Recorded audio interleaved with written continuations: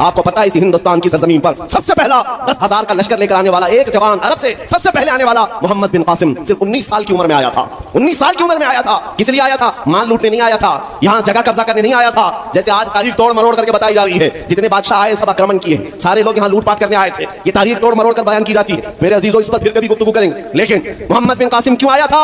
इलाहाबाद के एक पंडित है, उन्होंने खुद लिखा है, मैं अपनी बात नहीं पंडित जी की बात कह रहा हूँ। उस वक्त हालात ऐसे हो गए थे कि चंद औरतें, मुसलमान औरतें जो श्रीलंका की सरजमीन से हज के लिए जा रही थी, उस वक्त राजा दाबिर सिंह उसके कुछ गुंडों ने इन औरतों को पकड़ लिया, उनकी इज्जत लूटी, उनका माल लूटा, उनको कैदी बनाया। उन औरतों ने उस वक्त पुकार कर कहा था कि कोई है जो हमारी इज्जत बचाएगा।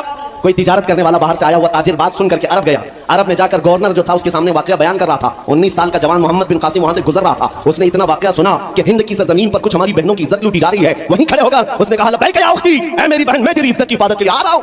वहां से पुकारा अपने चचा जो गवर्नर था उस वक्त, उससे 10,000 का लश्कर लेकर के सबसे पहले यहाँ आने वाला मोहम्मद बिन कासिम किस लिए आया था? माल लूटने के लिए नहीं, औरतों की इज्जत बचाने के लिए आया था। हिंदुस्तान की सरजमीन पर कदम रखा और उसके बाद सामने मुकाबिल में फौरन जंग के लिए नहीं आया। कहा कि जिन औरतों को कैदी बनाया वो छोड़ दो, जो हज के लिए जा रही थी उन्हें आजाद कर दो, और दूसरी बात जिन्होंने गुंडागर्दी की है उन्हें पकड़ो, जेल में डालो। राजा को घमंड था, उसने इनकार किया तो मोहम्मद बिन कासिम ने कहा, चलो आओ मोहम्मद अरबी के शेरों से मुकाबला हो जाए। 3 दिन का मुकाबला हुआ था, न राजा बचा न बाजा बचा। सारे